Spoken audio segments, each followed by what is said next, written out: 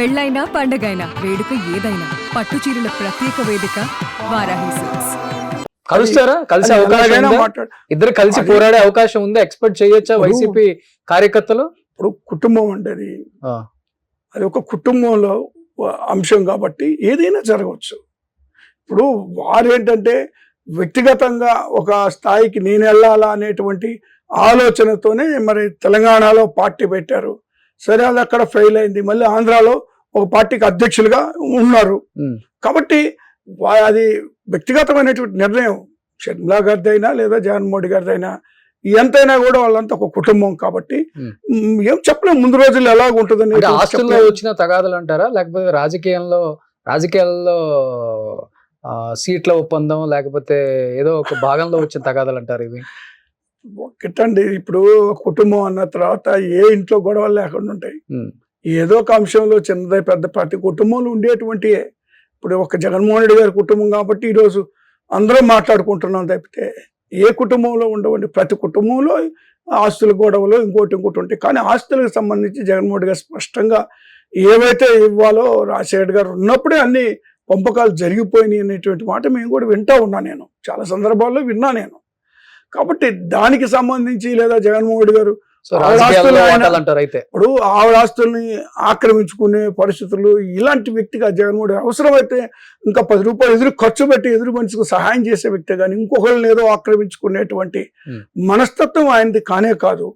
కాబట్టి ఒక్కసారి ప్రజల్లోకి పడిన తర్వాత ఎవరికి ఇష్టం వచ్చినట్టు వాళ్ళు అన్వయించుకుంటారు, ఎవరికి ఇష్టం వచ్చినట్టు వాళ్ళు ఆలోచన చేస్తారు తప్పితే ఆయన మీ నాయకులంతా అనుకుంటున్నారా ఇద్దరు కలిసి మళ్ళీ పార్టీలో కీలక నేతలుగా మారి ఇద్దరు కలిసి ఆంధ్రప్రదేశ్ రాష్ట్రం తరఫున పోరాడతారు అండ్ మళ్ళీ అధికారంలోకి రాబోతుంది వైసీపీ, షర్మిల గారి నాయకత్వం కూడా మేమందరం చూడబోతున్నాం డెఫినెట్ గా ఏమైనా ఎక్స్పెక్ట్ చేస్తున్నారా?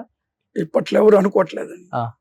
షర్మిల గారు మాట్లాడినటువంటి మాటలు మరి ఒక అన్నని మాట్లాడవలసినటువంటి మాటలు కాదు, ఒక అన్నకి ఇవ్వవలసిన గౌరవము కాదు. అది వ్యక్తిగతంగా నన్ను అడిగితే అసహజంగా ఏ కుటుంబంలో కూడా లేదా ఏ అన్నకు కూడా అలాంటి చెల్లెలు కూడా ఉండకూడదని నేను కోరుకుంటున్నాను వ్యక్తిగతంగా. చెప్పారు ఎప్పుడన్నా వ్యక్తిగతంగా? నేను ఎవరికి చెప్పలేదు. నేను ఇప్పుడు సందర్భం వచ్చింది కాబట్టి మాట్లాడుతున్నాను. ఎందుకంటే ఇప్పుడు ఆయన ఏ రోజు ఒక్క మాట మాట్లాడలేదు. మీరు ఒకసారి గమనించుకోండి. ఏ రోజు మరి షర్మిల గారి గురించి ఇంకో మాట ఆయన మాట్లాడలేదు. కానీ ఆ సైడ్ నుంచి ఎన్ని రకాలుగా ఆయన్ని హింసించాలో, ఎన్ని రకాలుగా మాట్లాడాలో, వ్యక్తిగతమైనటువంటి మరి హనన ఎన్నిసార్లు జరిగిందో అంత దారుణంగా ఎవరు కూడా మాట్లాడి ఉంటారు. ఈవెన్ అపోజిషన్ పార్టీ వాళ్ళు కూడా మాట్లాడి ఉంటారు. అలాంటి అవమానాలు మాట్లాడినా కూడా ఈయన ఏ రోజు కూడా ఆయన బయటపడకుండా నిబ్బరంగా ఉన్నారు తప్పితే ఏ రోజు మమ్మల్ని కూడా ఎవరిని పార్టీ సైడ్ నుంచి కూడా ఎవరిని ఎంకరేజ్ చేయలేదు. దాని గురించి మాట్లాడమనో లేదా విమర్శ చేయమనో వాళ్ళని లేదా మరొకటి మాట్లాడమనో అలా కూడా చేయలేదు ఆయన. జస్ట్ ఆయన దేవుడికి వదిలేశాడు ఆయన అంతే.